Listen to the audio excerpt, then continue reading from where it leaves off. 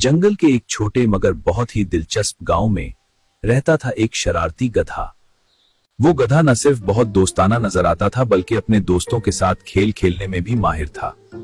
लेकिन इसकी एक आदत थी, एक ऐसी आदत जो जंगल के सब जानवरों के लिए हमेशा हैरानी और कभी कभी परेशानी का सबब बनती है। आज भी जंगल में एक छोटे नाजुक खरगोश की जिंदगी थोड़ी साम में थी।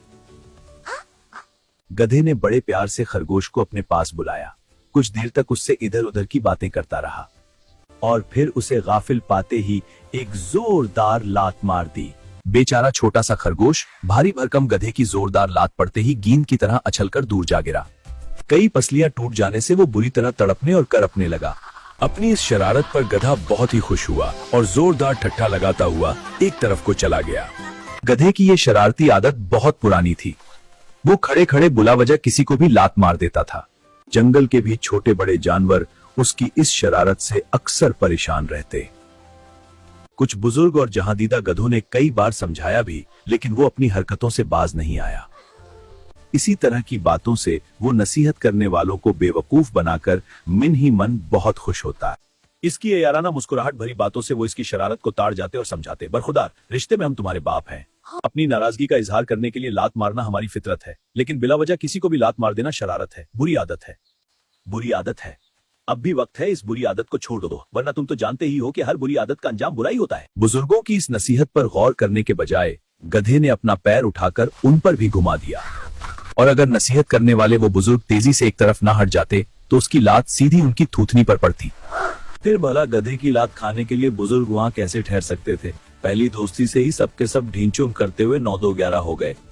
एक दिन गुधे ने एक लोमड़ी को देखकर बड़े प्यार से कहा, आओ बहन, मेरे पास आओ, बहुत दिनों बाद मिले, थोड़ी देर प्यार भरी बातें करेंगे। लोमड़ी आखिर लोमड़ी थी, होशियारो दिमागदार, उसकी मकारी में भला कैसे आती।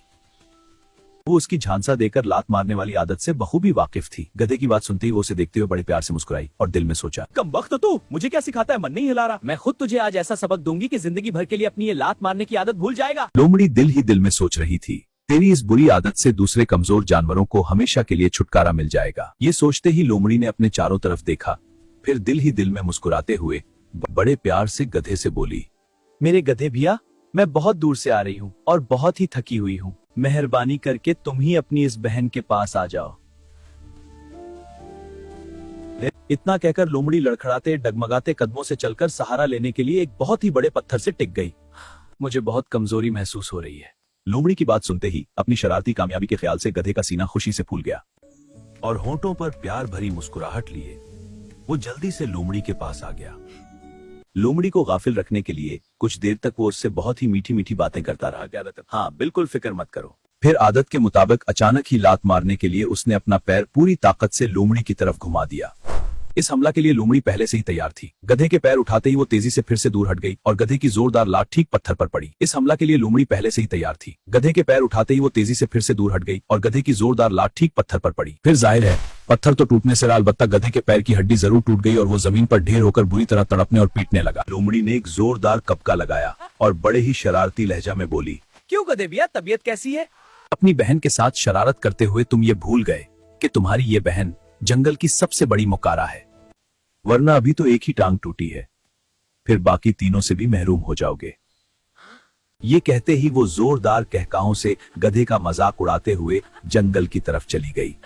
मुच्चू महज अपनी लात मारने की बुरी आदत की वजह से गधा अपनी एक टांग से माजूर हो गया कर जिंदगी की एक बेहतरीन नेमत से हमेशा के लिए महरूम हो गया। इस इबरत आमूज सबक से उसकी ये आदत हमेशा के लिए छूट गई।